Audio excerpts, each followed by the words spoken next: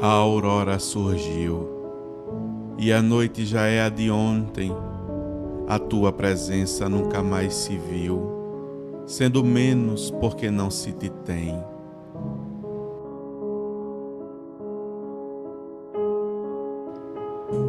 Os olhos marejados de dores tentam aliviar o coração, em busca dos dias melhores, quando se ouvia da tua voz a lição.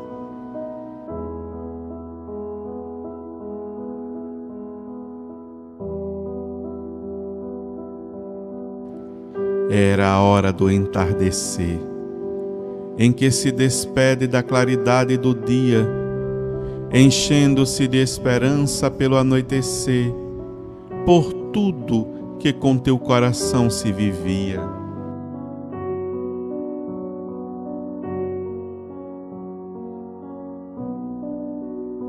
O deserto vence a caminhada, que se enceta para se descobrir, e a fé, então capitulada, anseia a tua mão compassiva sentir.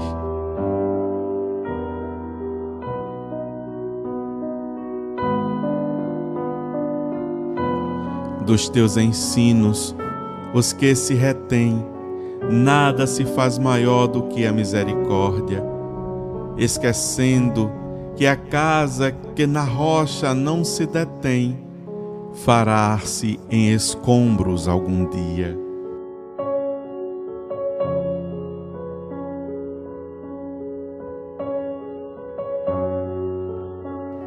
Mas as flores surgem na tapera, perfumando e a dar beleza à passagem, como és a todo tempo a primavera, que vereda de luz à paisagem.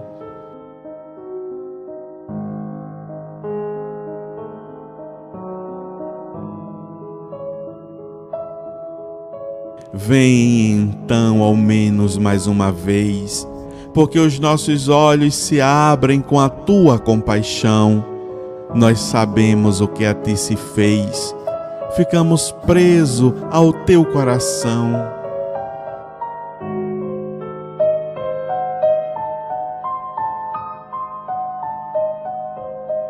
Somente a tua presença nos traz tudo que o homem sonha em viver, a simplicidade de ter a paz, sonata por amar e a morte morrer.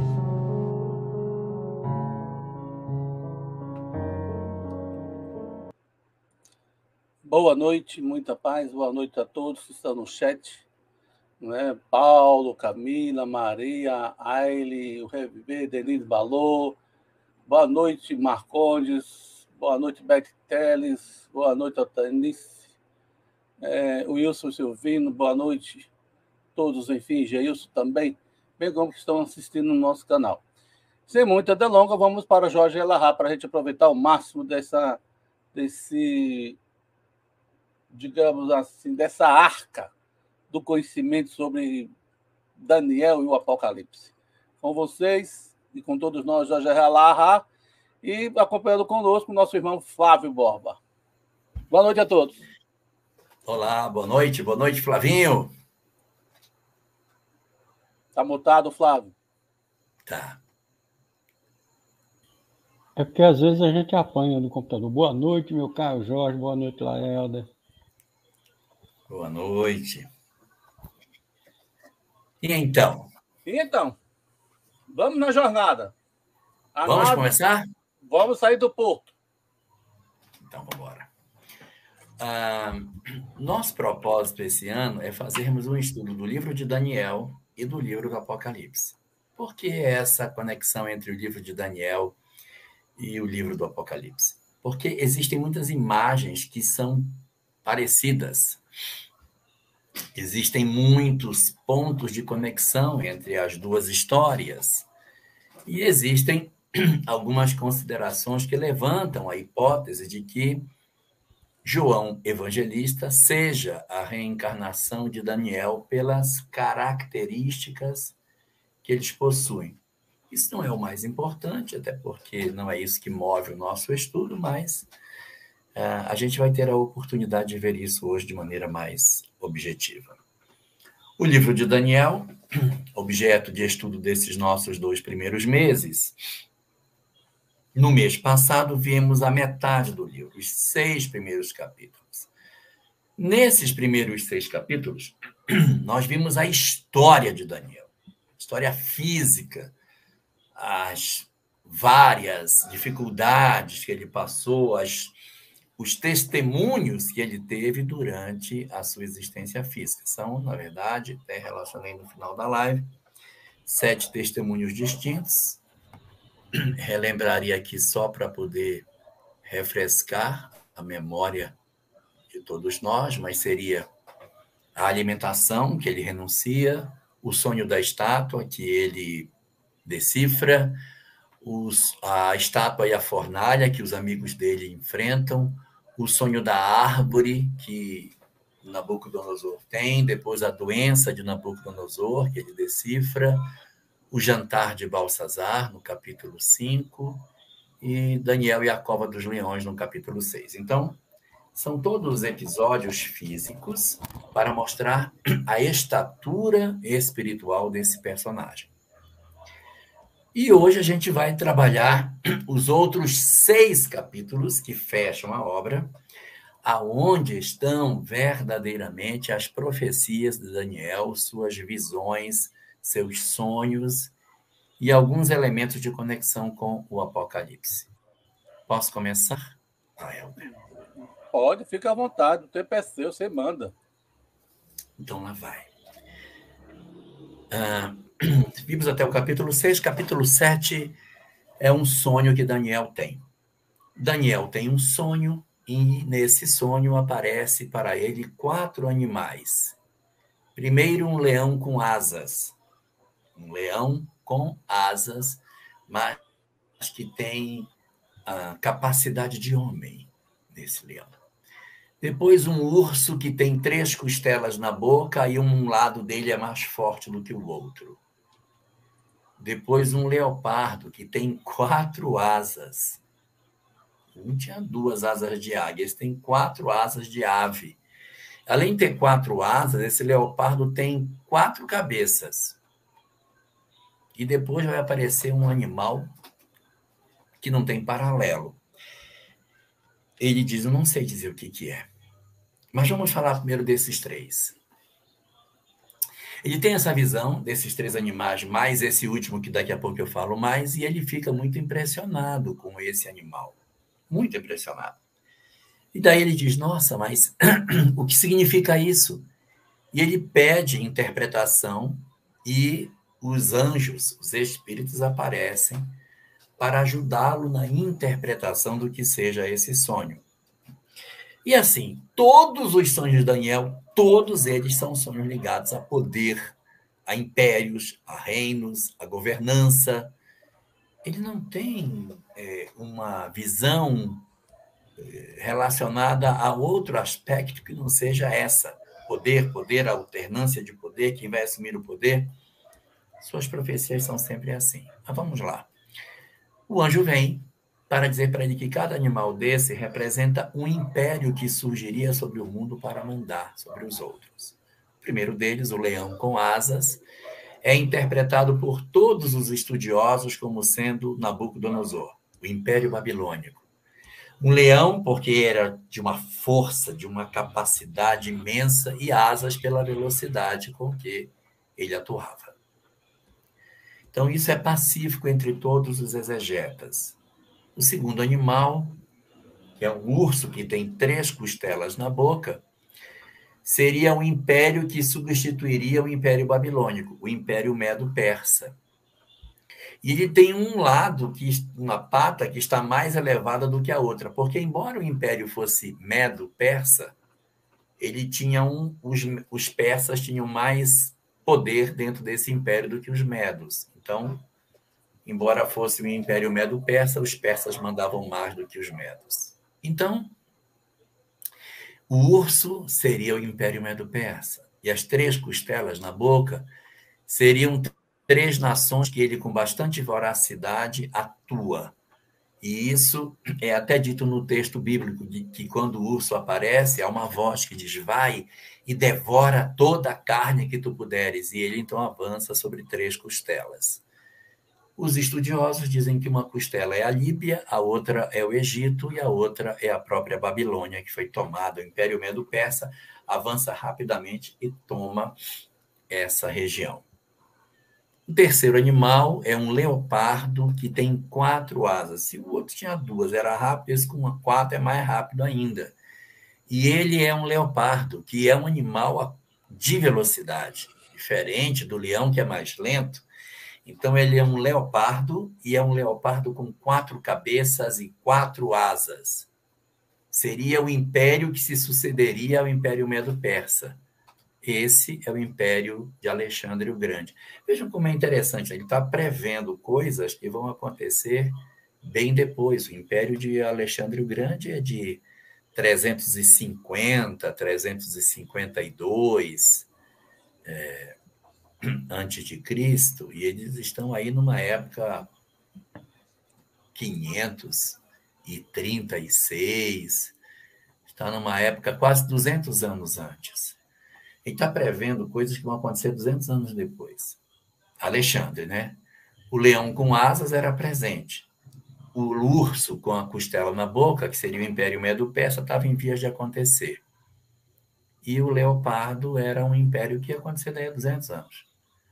Agora, por que ele tem 4 cabeças? Ele explica, o anjo explica, é porque esse império ele vai ser dividido entre 4 pessoas. E realmente o império de Alexandre o Grande, ele é partido entre seus 4 generais. Ele era muito jovem. Roxana, que era a esposa de Alexandre, ainda estava grávida quando Alexandre se encarna, então ele não tem herdeiros. Roxana depois vai morrer e o menino sobrevive, né? Não no parto, mas ele vai sobreviver, ela morre depois. E o garoto vai viver até aproximadamente uns 10 anos, 8 anos, 10 anos, e aí ele desencarna também. Então não há herança do filho de Alexandre o Grande, não aparece. Nós não temos. Então, o seu império imenso é rateado entre seus 4 generais.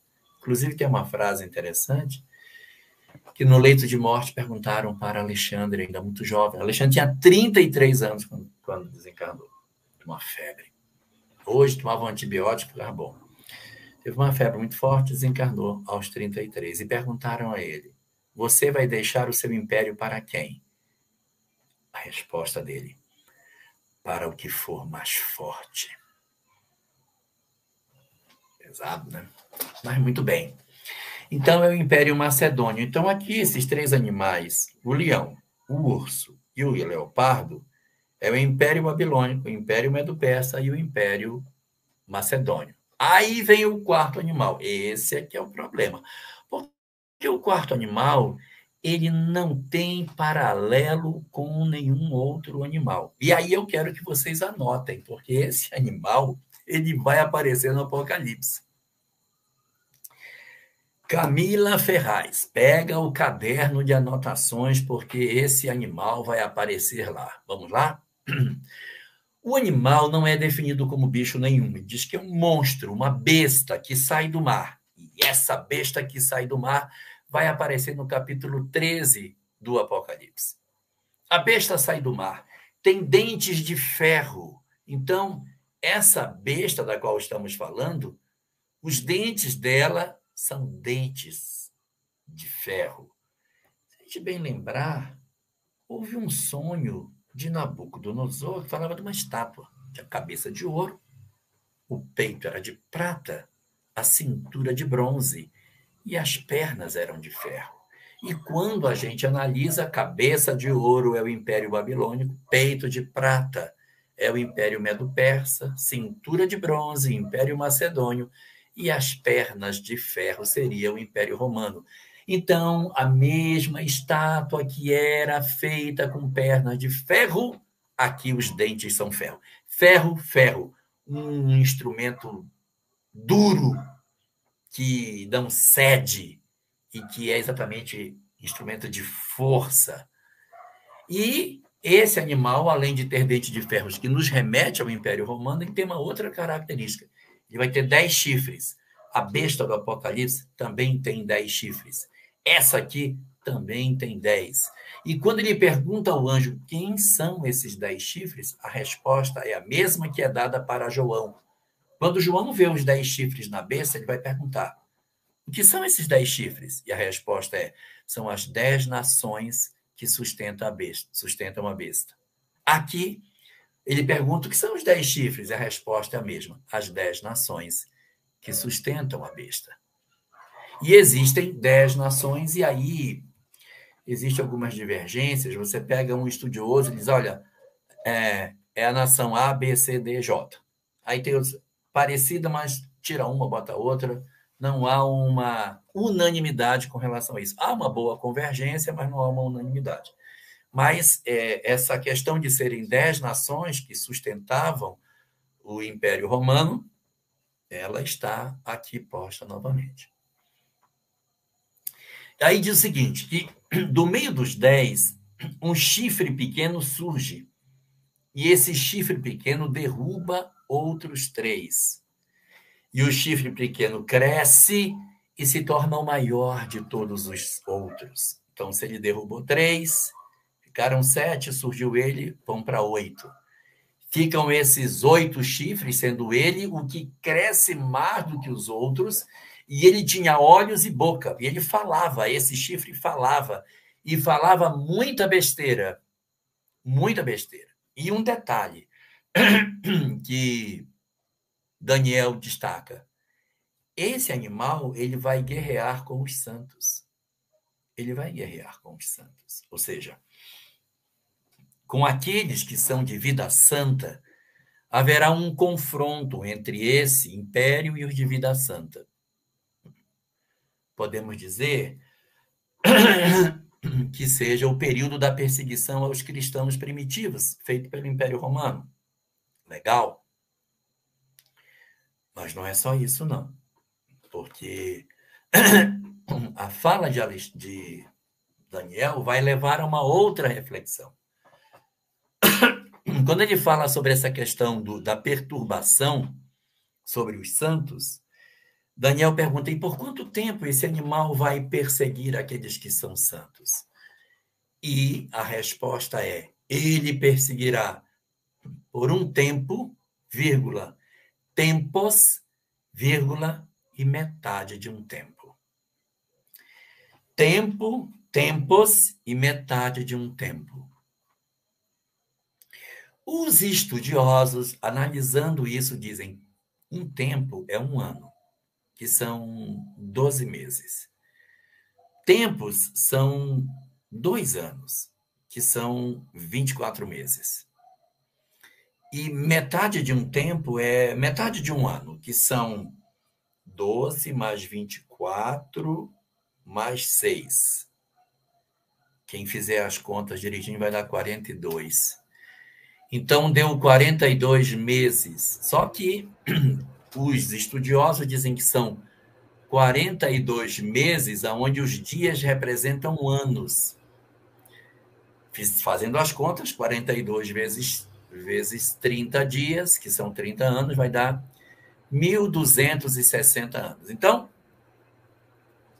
essa besta terá poder para atormentar as pessoas por 1.260 anos. Do mesmo jeito, no Apocalipse, essa besta vai aparecer dizendo que ela perturba as pessoas por 42 meses. É o mesmo animal.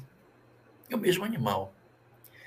Quando a gente consulta a obra de Emmanuel, no livro A Caminho da Luz, ele diz que esse período de perseguição é um período de desvio, o chamado período de apostasia, onde apostasia significa ausência de apóstolos. Então, é um vazio espiritual dentro de uma casa que deveria ser espiritualizada. Os estudiosos, eles todos convergem para a ideia de 1.260 dias. Todos vão, não, é 1.260 dias. Só que esse tempo de 1.260 dias, ele oscila um pouquinho. Uma boa parte deles diz que é de 607 até 1867. Faz as contas, vai dar 1260. Emmanuel, na obra Caminho da Luz, escorrega 3 anos para frente. Diz que é de 610 até 1870. 610 é quando o imperador Focas se declara papa, e 1870 é quando é declarada a infalibilidade papal, que ele não falha, porque ele é sempre inspirado pelo Espírito Santo. Bom, independente de se é aqui ou se é ali, há convergência para essa ideia de 1870 anos. Uma coisa também que é muito semelhante ao Apocalipse é que quando acontece essa aparição desses animais, um homem com cabelo nevado, o cabelo dele todo branco, que se assenta e é servido por uma multidão de seres e tal, e de repente aparece um outro personagem que Daniel chama de o Filho do Homem. Ele aparece e o ancião de dias concede ao Filho do Homem o privilégio, ou seja, a prerrogativa de fazer o julgamento de todos esses animais. Esse animal aqui é de ferro, com dente de ferro, etc., ele vai ser morto. Os outros não são mortos. Os outros, eles são, na verdade, tirado o poder, mas sobrevivem. Ou seja, a Babilônia não tem poder, sobreviveu.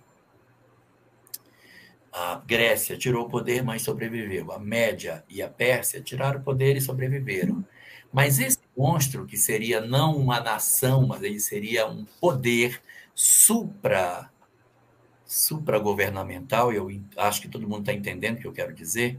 Ele não é uma nação e não é um império romano, mas ele é um poder religioso que se sobrepôs ao próprio poder político, por isso que 10 nações o apoiavam.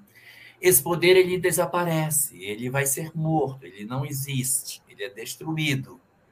Então, aquele modelo de estrutura religiosa poderosa de perseguição, ele é desmontado a partir do momento em que esses 1260 anos são. E aí aparece o Filho do Homem. Aí tem gente já, o Filho do Homem, tá? Realmente, Filho do Homem, é o que está escrito lá. Aí a gente vai remeter a Jesus. Olha, Jesus, o Filho do Homem, quer dizer, eu sou o Filho do Homem. Aqui cabe uma observação. Essa expressão Filho do Homem, ela é muito comum no Antigo Testamento. Usa-se muito, muito, muito. Até hoje, em Israel, se fala muito essa expressão Filho do Homem. Usa-se muito a expressão Filho do Homem no sentido, como é que eu vou dizer? Parecido quando a gente diz assim, não tem um filho de Deus para me ajudar. Um filho de Deus, a gente não diz assim. Não apareceu um cristão que me ajudasse, não apareceu um filho de Deus. Assim também é dito em hebraico, Ben-Adam, filho de Adão. É o filho do homem, né? Então, às vezes você está no local, ô Ben-Adam, ajuda aqui, Ben-Adam é o filho de Deus, vem cá. Então, é uma expressão muito comum, não tem nada de elevado, é como se fosse uma pessoa simples. O filho do homem é uma pessoa comum, é uma pessoa despida de todas as prerrogativas de poder, de tudo. É o filho do homem. O filho do homem não tem sequer onde reclinar a cabeça, ou seja, Ben-Adam, o filho de Adão, o qualquer, não tem. Eu sou um filho do homem, eu sou simplicidade. Então, ele fala aqui que o Filho do Homem aparece e toma assento para fazer o julgamento dessas nações em função disso. Este é o nosso capítulo 7º, que tem muitas conexões com o Apocalipse. Mas, como vocês podem ver, Daniel viveu num período no século VI, antes do nascimento de Jesus. Suas profecias, em boa parte, estão cumpridas. O Império Babilônico, o Império Medo-Persa, o Império de Alexandre o Grande, todos já são passados. E existe uns estudiosos que falam que as profecias de Daniel estão todas cumpridas. Não tem nada para cumprir. Era futuro do tempo dele. 2.600 anos depois está tudo já cumprido. E, inclusive, essas profecias sobre esse animal que teria, aparecia, etc., já passou, porque esse período já estaria cumprido. Então, quero passar para o capítulo 8, que vai ter uma nova visão. Agora não é um sonho. Daniel vai ter uma visão. Novamente, a visão é sobre poder. Ele ora, deita e tem uma seguinte visão. Ele vê um carneiro com 2 chifres. O carneiro tem um chifre maior do que o outro. Um chifre pequeno e um chifre grande. Lembrem do urso que tinha uma pata mais levantada que a outra.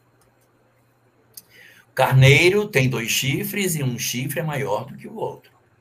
Esse carneiro, ele ataca tudo que ele vê. E ele ataca em todas as direções. E se torna muito poderoso. E, de repente, no meio dessa coisa, que ele já está todo poderoso, chifrando tudo, etc., aparece um bode. Só que o bode só tem um chifre grande bem no meio da testa. O bode avança contra o carneiro que tem 2 chifres, e os dois lutam. E o bode, que tem um chifre grande no centro da testa, vence o carneiro. Depois que o bode vence o carneiro e ele assume o poder, o bode, então, experimenta uma coisa bem curiosa. O chifre do bode é quebrado. E nascem 4 chifres no lugar do chifre dele. Estão percebendo alguma conexão? Os estudiosos não têm dúvida. O carneiro com 2 chifres é o Império Medo-Persa. E tem um chifre maior do que o outro, porque o urso tinha uma pata maior do que a outra, levantada. Aqui, um chifre é a Pérsia e outro chifre é a Média. E esse ataca em todas as direções, porque o Império Medo-Persa ele vai dominar muito rapidamente em todas as direções. Aí vai aparecer o bode, que só tem um chifre. Alexandre o Grande, que vai lutar contra o carneiro. Vai derrotar o carneiro e o chifre do bode quebra. E nascem 4 chifres no lugar do chifre que ele tinha. Lembra do leopardo, que ele tinha 4 cabeças? E que essas 4 cabeças eram os 4 generais? Aqui, novamente, nós vamos ter. Quando acontece a divisão do Império de Alexandre o Grande, os 4 generais que ele tinha vão assumir. Um deles era Ptolomeu, que vai dominar a região do Egito ali, aquela região do norte da África, Egito, e ele avança na direção da Palestina, mas ele não pega toda a Palestina. Ptolomeu pega parte da Palestina, mas não pega tudo. Quem pega uma outra parte da Palestina, e a parte mais ao norte, pegando assim a Síria e a região daquele Oriente todo, imenso, é Seleuco, é outro dos generais dele. É o maior império, é o de Seleuco. É o Seleucida, que vai ficar o Império Seleucida, fruto do trabalho desse general. Aí tem um outro general que ficou com um pedaço menor, Antípater, que vai ficar com a Macedônia e a Grécia, um pedacito pequeno, e Lisímaco, que vai ficar também com um pedacinho da Trácia e da Ásia Menor, aquela parte da Turquia, logo depois da Grécia, aquele pedacinho depois da Grécia, onde ficava a Antioquia, aquelas outras regiões vão ficar na mão desse Lisímaco. Então, os 4 generais dividem esse império. E aqui uma informação que, de repente, o Laelder vai gostar. A gente fala muito de uma rainha do Egito chamada Cleópatra, que viveu na época de César. Ela era rainha do Egito, mas ela não era egípcia. Ela não é egípcia, ela é descendente desse cara aí, desse Ptolomeu. O Ptolomeu, ele assumiu aquele local e fez uma dinastia durante o período em que ele esteve lá, do ano 350 até mais ou menos o ano 166, que é quando o Império Ptolomaico cai. Então, Cleópatra não era egípcia, ela era descendente de Ptolomeu. Usava aquelas pinturas, né, porque era cultura, mas ela tinha raízes da Grécia, porque Ptolomeu veio da Grécia para assumir o comando dessa região e ficou mais de século comandando esse lugar. E por isso que ela era da linhagem dos Ptolomeus, ela não era descendente dos faraós. Houve uma quebra nas dinastias e os gregos é que estavam tomando conta do Egito nesse período. E uma curiosidade é que todo mundo sabe que a palavra bar, B-A-R, bar, em aramaico significa filho de. Então, Simão Bar Jonas. Simão Bar Jonas, Simão filho de Jonas. Bartimeu, filho de Timeu. Barrabás, filho de Rabás. E Jesus teve um discípulo chamado Bartolomeu. E não é Bartolomeu, é Bartolomeu. Pode pegar, nas traduções antigas era Barpemudo, Bartolomeu. Filho de Bartolomeu. Não era judeu. Tinha raízes gregas. Jesus teve um discípulo que tinha raízes da Grécia. Muito bem, então, esses quatro generais, eles vão dividir o império, e esse significa o chifre que, depois de quebrado, se torna em 4. E ele vai falar que, no meio dessa confusão, vai ser um chamado rei feroz, que desses chifres que se formam, surge um rei feroz. Esse rei feroz. E há uma hipótese, que é a hipótese dominante. Posso até dizer que há uma boa convergência para isso. Que esse rei feroz, que eles se referem, foi um rei que viveu durante o período da dominação ptolomaica na região de Israel e que foi, cruel demais. Os romanos foram muito duros com o povo judeu. Poxa, destruíram o templo, fizeram tantas perseguições, mataram tanta gente. Mas no período de Ptolomeu, houve uma janela de tempo em que dominou aquela região um cara chamado Antíoco. Antíoco, ele foi um rei daquela região que dominava o Egito e também a parte da Palestina, que tinha horror à religião judaica. Ele tinha simplesmente horror ao judaísmo. Então, o que ele fez? Ele proibiu os judeus de circuncidarem os seus filhos. A maior ofensa que pode dar a um judeu é tirar dele o direito de circuncidar a sua prole. Foram proibidos de estudar a Torá. Foram proibidos de guardar o sábado. Proibidos de terem cópia da Torá nas suas casas. Imagina o que significa isso. Proibiu de circuncidar, proibiu o sábado e proibiu de estudarem a Torá. Isso é um apunhalado no peito dos judeus. Mas ele não fez só isso.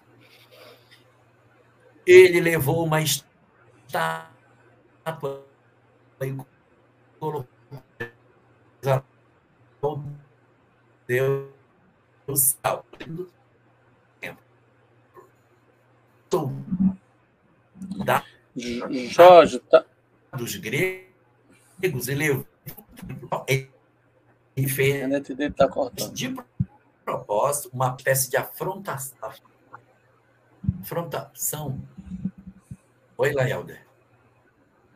A sua voz, quando começou a falar do que o rapaz fez lá, ficou entrecortada. Podia repetir, por gentileza? Mas é claro, meu filho. Antíoco. Isso. O que ele fez? Ele domina do ano 171 a 165 a.C.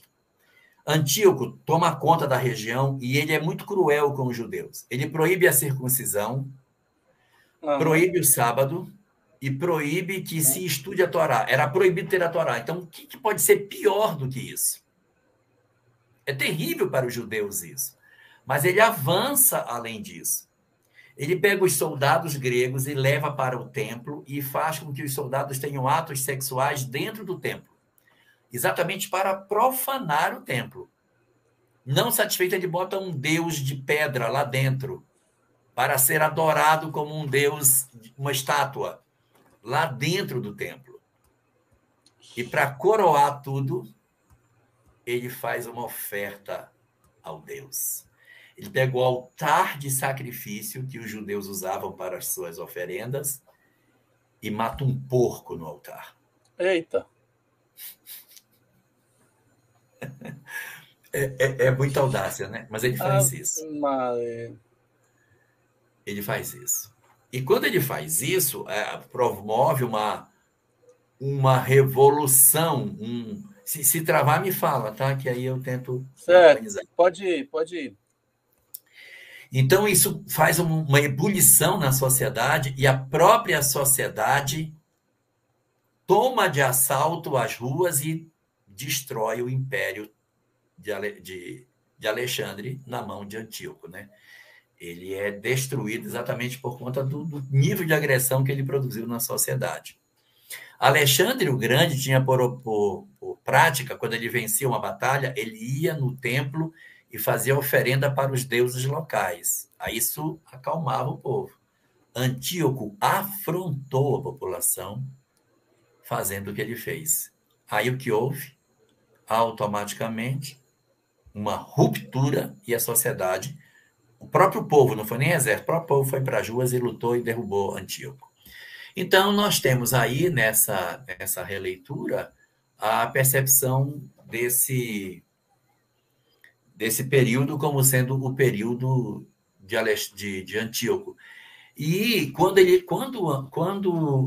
Daniel vê isso, ele pergunta para o anjo, sim, mas e quando é que isso vai acontecer? Ele disse, isso não vai ser para agora, vai demorar para acontecer. Mas, quando acontecer, durará 2.300 dias. Quando o pessoal faz a conta do período que Antíoco governou, dá 2.000, não dá exato, né? Mas dá 2.300 dias o período de governança dele, mostrando que essa profecia se cumpriu também pela via do tempo que esse rei feroz iria dominar Israel. É confuso isso? Tranquilo? Tá ótimo. Tranquilo. Vamos para frente. Então, para o capítulo 9. No capítulo 9, Daniel faz uma reflexão sobre o cativeiro, sobre o sofrimento de Israel, sobre, uma série de dores, um conjunto de sofrimentos. Aí ele chega a uma conclusão. Você vê. A conclusão dele é a seguinte: nós estamos presos, cativos, humilhados, destruídos. Nabucodonosor foi lá, destruiu o nosso templo, nós não temos mais nada, nós estamos arrasados como nação, estamos destruídos, estamos no fundo do poço. Aí Daniel diz, Deus é bom, é porque nós somos desobedientes. A razão pela qual isso está acontecendo é pela nossa desobediência. Nós temos que nos reorganizar como nação para que ele nos perdoe. E eu achei interessante no raciocínio de Daniel, é que ele não diz normalmente assim, olha o que o Senhor fez conosco, olha como nós estamos. Ele, em nenhum momento, ele critica o cativeiro, o sofrimento, as mortes, a destruição do templo, nada, ele diz. Foi desobediência que fez isso. Uma submissão à vontade de Deus, uma aceitação silenciosa da dor impressionante nesse capítulo 9. Ele vai oferecer aí, metade do capítulo é a discussão de Daniel refletindo do porquê tanto sofrimento. Aí ele conclui que todo o sofrimento era decorrente da desobediência do povo judeu. E aí ele começa a pedir perdão. Perdão pelas transgressões, perdão pelos que eles haviam feito de errado, perdão. E nessa de pedir perdão a Deus, aparece um anjo para ele, que diz a ele que haverá o período da remissão. Sim, o povo de Israel será remido dos seus pecados. Será oferecida a ele a possibilidade de que ele pudesse, sim, ser considerado como sendo verdadeiramente o povo escolhido. Ele tem condição de se recuperar. Mas quando? Quando o Messias vier. Quando o Messias vier, ele vai poder restaurar Israel da sua transgressão. E, nesse momento, ele fala 6 coisas que o Messias vai fazer quando chegar. Primeiro, quando ele chegar, ele vai cessar a transgressão. Quando ele chega, ele vai parar o pecado, né? A transgressão do homem que deu origem ao cativeiro para. Então, termina o cativeiro. Só que o cativeiro termina muito antes. Esse cativeiro do qual ele está falando é um cativeiro espiritual, não é o cativeiro material. Segunda coisa que o Messias faria: colocaria fim no pecado. Colocaria fim no pecado. Ele viria para ter com o pecado, porque na hora que ele chega, ele oferece a sua doutrina, ele abre para o homem a possibilidade de viver uma vida plena. Então, no próximo, ele diz assim, terceiro item, ele vem para expiar a iniquidade e religar o homem a Deus. Então, ele vem para promover essa religação do homem com o Criador. As 3 são muito próximas, né? O final do cativeiro, o fim do pecado, a reconexão do homem a Deus é fundamentalmente um conceito muito próximo. O quarto, para selar a profecia que você está vendo. Para que as pessoas vejam que o que foi profetizado vai se cumprir. Quinto, ele vem para limpar o Santo dos Santos. O Santo dos Santos é o local mais sagrado do templo, chamado Kodesh HaKodashim, onde ficava a Arca da Aliança. Só isso, era um quadrado de 10 metros por 10, só tinha a Arca da Aliança lá dentro, não tinha nada, vazio. Não podia nem entrar para limpar. Então, era um quadrado de 10 metros por 10 metros, 100 metros quadrados, uma Arca da Aliança no meio e nada mais. Dentro da arca, só 3 objetos. As tábuas da lei, o cajado de Moisés e um pouquinho do maná. Aquela comida que eles comeram no deserto. Só o que tinha dentro da arca. E aí, só que quando houve a destruição do templo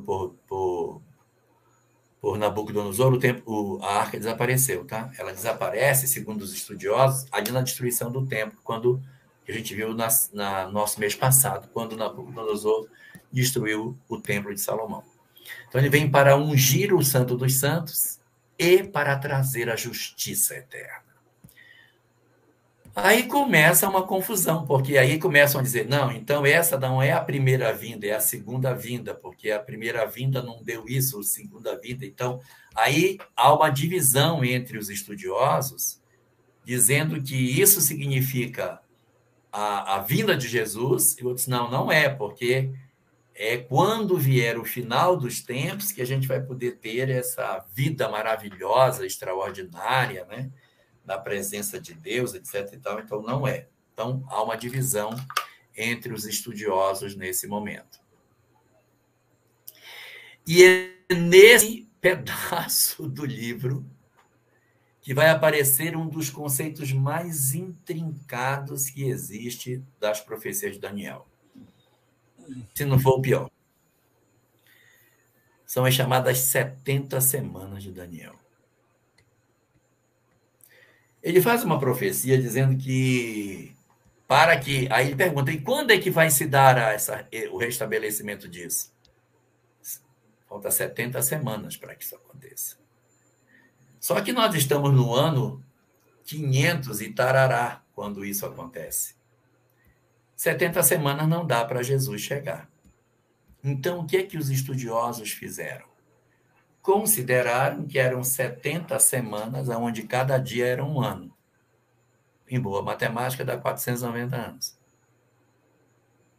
Só que, meu amigo, ninguém acerta que diabo de semanas são essas. Por quê? Porque nunca bate. Ele diz, bom, então, se é para restaurar... Quando inicia? Inicia no início da restauração. Então, é quando os judeus são libertados. Faz a conta, não bate com o nascimento de Jesus. Então, é quando os judeus saíram da Babilônia. Faz as contas, não bate com o nascimento de Jesus. Então, é quando veio o decreto libertando, também não bate. Então é quando começaram a reconstruir o templo, também não bate. Boa noite, Carolita, seja muito bem-vinda. A mulher que está relendo Renúncia, seja muito bem-vinda. Aí, todas as marcas históricas que aparecem não conferem com nada. Aí o que os estudiosos fizeram? Forçaram a profecia.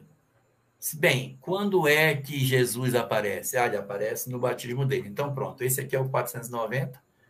Puxa 400 para trás, aonde der é a data. E foi o que eles fizeram. Mas não bate, coloca uma data, aí dá muito depois de Jesus, coloca outra, dá muito antes dele. Muito assim, 50 anos, 30 anos depois, antes. Não bate, nada bate. Então, isso até é bom para que a gente não crie aquela expectativa de que profecias são verdades inamovíveis.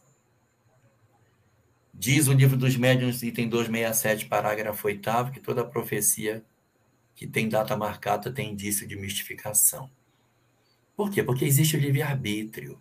Então não dá para você dizer assim, não, isso aqui vai ser há tantos anos. Pelo amor de Deus. Não posso marcar data para aquilo que vai acontecer, porque o livre-arbítrio dos homens, ele interfere nisso. Então, as 70 semanas, se forem 490 anos, não bate.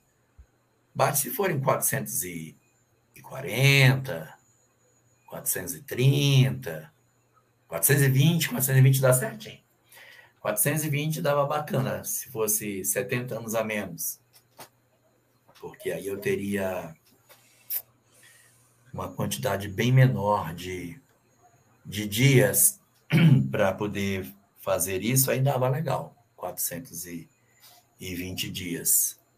Porque seriam 420 anos, aí pega de quando o templo foi reconstruído até o nascimento de Jesus. Não existe nenhuma data que confira e que bata certinho. Então, esse é um outro problema que nós temos. Nenhuma delas vai fazer isso.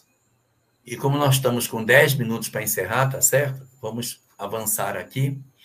O capítulo 10 é um capítulo novamente de poder, falando de uma profecia sobre a guerra que vai acontecer entre a Média, a Pérsia e a Grécia, ou seja, ele já estava antevendo um fenômeno que se daria 200 anos depois, capítulo 10. O capítulo 11 é um capítulo onde ele vai falar mais sobre esses reinos. Ele vai dizer que o reino Medo-Persa teria 3 reis e depois cairia. E é exatamente o que acontece. Eu tenho 3 reis, que é Ciro, depois é Cambises e depois Dario.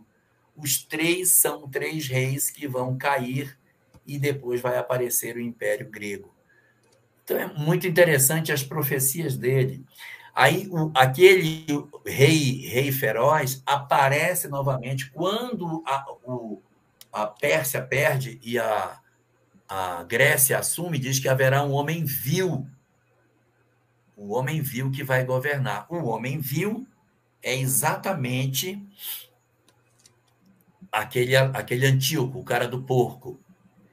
Alguns estudiosos defendem a ideia de que aquele chifre menor que derruba os outros 3 é Antíoco. Alguns defendem essa hipótese, mas outros dizem que não, porque esse chifre menor ele está no Império Romano e não no Império de Alexandre o Grande. Então, ele vai oferecer algumas informações que também não se concretizam. Ele diz que esse homem vil, ele vai prosperar, vai conquistar o Egito, a Líbia e a Etiópia, mas não acontece isso, não bate. Essa profecia também não confere. Essa ideia de que Antíoco dominou esses países não é verdade, e não bate. Então, não dá para a gente dizer que seja essa a leitura. E aí, o livro encerra com uma coisa muito interessante. É pedido a ele que ele pegue todas essas palavras e coloque nesse livro para ele selar o livro. Prestem bem atenção nessa parte. E diz que é para selar o livro, porque esse livro ficará lacrado até o final dos tempos, quando os selos serão abertos. Quem já estudou Apocalipse sabe que são abertos 7 selos. Então, esses selos foram selados nessa conversa com Daniel. Ali foi apresentado o que seria e selado o livro. E quando João, o evangelista, vê o livro está fechado e os lacres vão sendo abertos e vai saindo de dentro do livro as cenas que compõem a visão do Apocalipse em si. E aí aparece uma figura que é sempre apontada como sendo Jesus, que é um homem vestido de linho.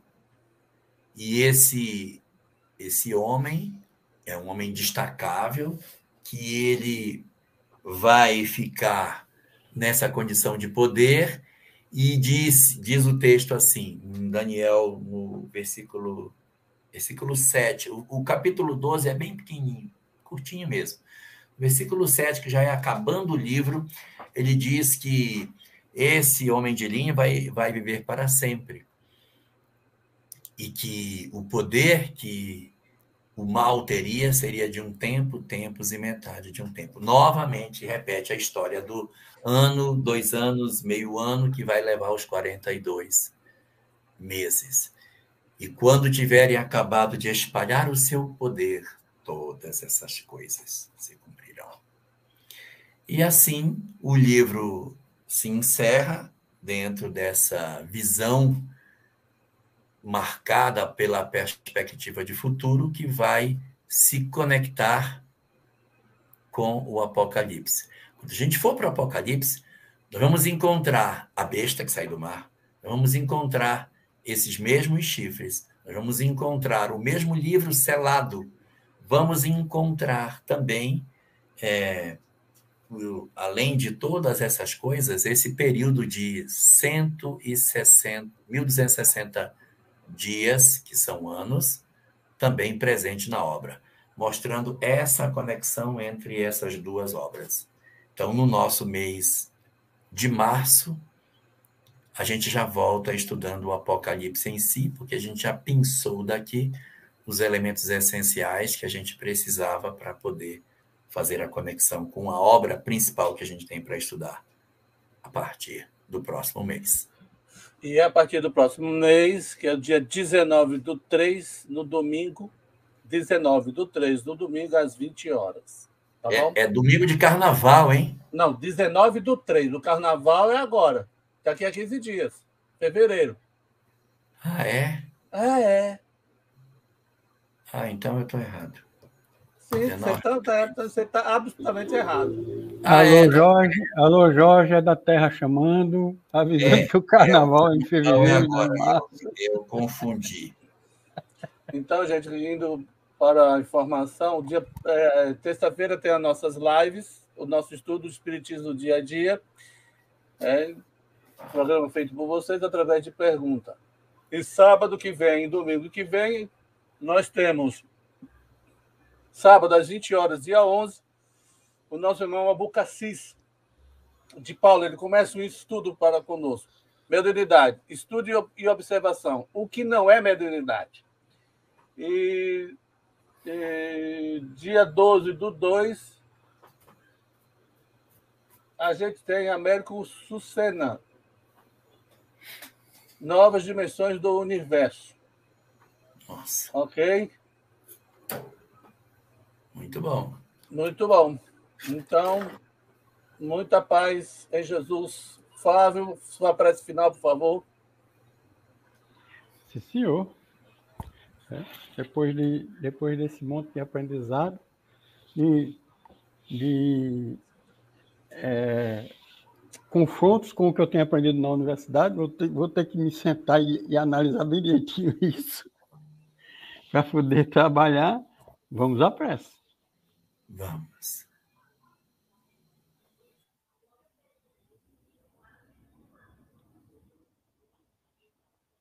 Meigo Rabi, ainda pequeninos somos nós, fracos e frágeis. Não criamos em nós a robustez da fé. E de vacilos e vacilos, aqui nos encontramos.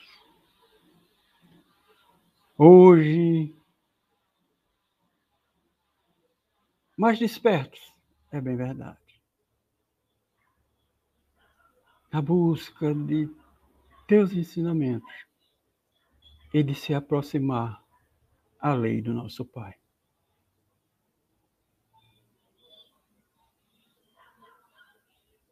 Mas como espíritos necessitados, em vias de desvios, cabe-nos, ó Mestre, te rogar humildemente o amparo, o encorajamento para seguirmos o caminho de retorno à casa do Pai. Por isso, ainda hoje, Senhor, como no passado, te rogamos, sede conosco, Senhor, hoje, agora e para todo sempre. Que assim seja. Graças a Deus.